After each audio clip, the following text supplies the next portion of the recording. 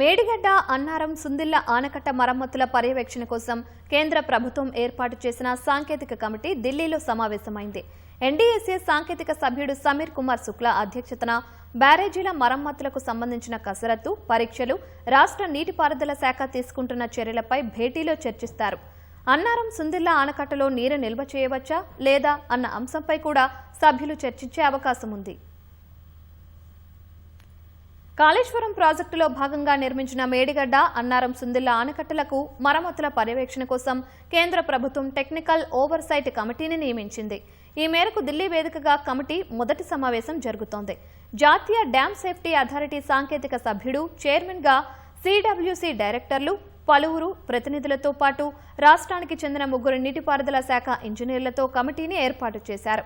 అదేవిధంగా ఇందుకు అవసరమైన ఇతర నిపుణులు, సంబంధిత అధికారుల భాగస్వామ్యంతో మేడిగడ్డ, అన్నారం సుందిళ్ల బ్యారేజీల మరమ్మతుల అంశాలను పరిశీలించనున్నారు. పునరుద్ధరణ ప్రతిపాదనలను సాంకేతికంగా పరిశీలించడంతో పాటు జరుగుతున్న పరీక్షలను క్షుణ్ణంగా అధ్యయనం చేయాల్సి ఉంటుంది. వాటి ఆధారంగా మరమ్మతులు, తీసుకోవాల్సిన చర్యలపై సాంకేతిక సలహాలు ఇవ్వడంతో పాటు పనులు పర్యవేక్షించాల్సి ఉంటుంది. పనుల్లో నాణ్యత, సంబంధిత అంశాలు, అవసరమైన మార్పులు, చేర్పులపై సంబంధిత కమిటీ కీలక సూచనలు చేస్తోంది. 3 కట్టడాలకు ఎన్డీఎస్ఏ తుది నివేదికలో సిఫార్సులకు అనుగుణంగా పునరుద్ధరణ అంశంపై టెక్నికల్ ఓవర్సైట్ కమిటీ చర్చిస్తోంది. మేడిగడ్డ, అన్నారం సుందిళ్ల బ్యారేజీల మరమ్మతుల డిజైన్ల కోసం అవసరమైన పరీక్షలు ఇప్పటికే పూర్తి కాగా ప్రస్తుతం central water and power research station అనే సంస్థ క్షేత్రస్థాయిలో వాటిని విశ్లేషిస్తోంది. పునరుద్ధరణ కోసం అవసరమైన డిజైన్ తయారు చేసేందుకు రాష్ట్ర ప్రభుత్వం ఆఫ్రీ ఇండియా సంస్థను కన్సల్టెన్సీగా నియమించింది. బ్యారేజీల పరీక్షల ఫలితాల అనుగుణంగా డిపిఆర్ సిద్ధం చేయనున్నారు. ఈ అంశాలన్నీ పూర్తయిన తరువాతే ఎన్డీఎస్ఏ, కేంద్ర జల సంఘం ఆమోదం తీసుకుని పునరుద్ధరణ ప్రక్రియ చేపట్టాలని రాష్ట్ర ప్రభుత్వం నిర్ణయించింది. అయితే గోదావరి జలాలను కన్నెపల్లి పంప్ హౌస్ ద్వారా నీటిని ఎత్తిపోయాలని ప్రతిపక్షాలు డిమాండ్ చేస్తున్నాయి.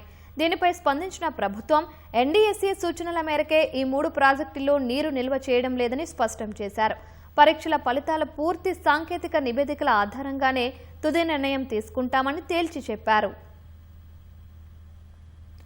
నీటిపారుదల శాఖ మంత్రి ఉత్తమ్ కుమార్ రెడ్డి ఆదేశాల మేరకు బ్యారేజీల భవిష్యత్ నిర్వహణపై కేంద్ర ప్రభుత్వానికి అధికారులు ఇటీవల లేఖలు రాశారు.